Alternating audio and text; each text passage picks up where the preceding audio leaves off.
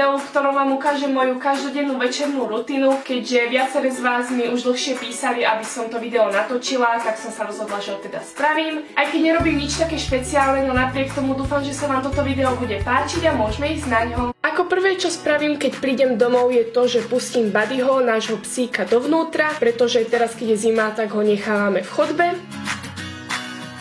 Odložím si tašku a vyzujem sa, tak ako asi väčšina ľudí.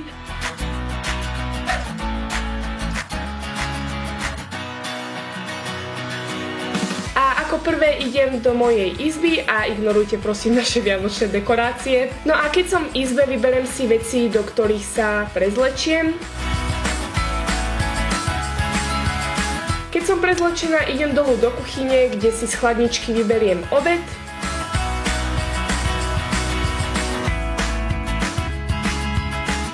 A hoci mikrovlnka nie je veľmi zdravá, napriek tomu si tam takmer každý deň zohrievam jedlo, keďže som príliš lenivá vyberať panvicu.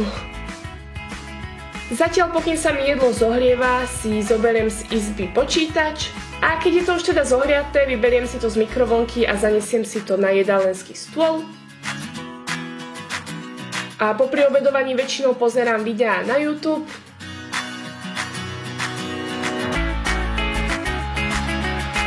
Kto ma pozná, tak vie, že milujem sladké a keďže sme v tento deň mali tiramisu, tak som si ho musela dať. Potom som ešte chvíľku na počítači a okolo takej 5:30–6:00 sa začnem učiť. No keď toho máme na ďalší deň veľa, tak sa niekedy začnem učiť aj o 5:00, aby som to všetko stihla. Keďže ja sa dokážem učiť maximálne tak do 9:00, pretože potom už úplne vypínam mozog a nedokážem sa absolútne sústrediť. A tu vidíte moje veľké nadšenie z učenia.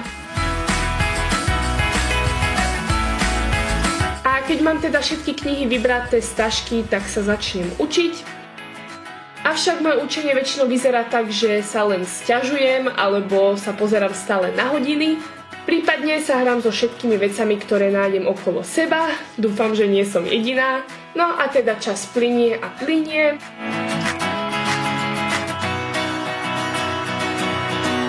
A ja stále nie som naučená. Keď som s učením konečne hotová, idem sa navečerať a musím priznať, že večeriam niekedy až okolo 9:00, čo asi nie je veľmi zdravé, ale tak čo už.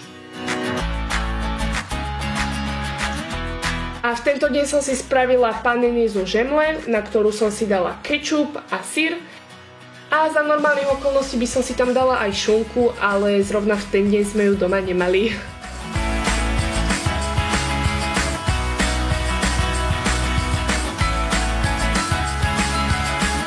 Niekedy si spravím aj čaj a zrovna tento naozaj milujem. Ak ste ho ešte neskúšali, tak ho vyskúšajte, je naozaj skvelý. Spolu s večerou a s čajom si zoberiem aj môj počítač a mobil do izby.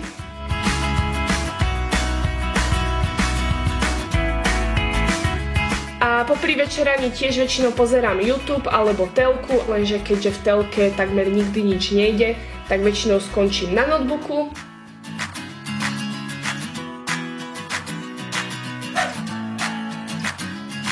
Po večeri idem väčšinou na mobil a pozriem Instagram, Snapchat a td.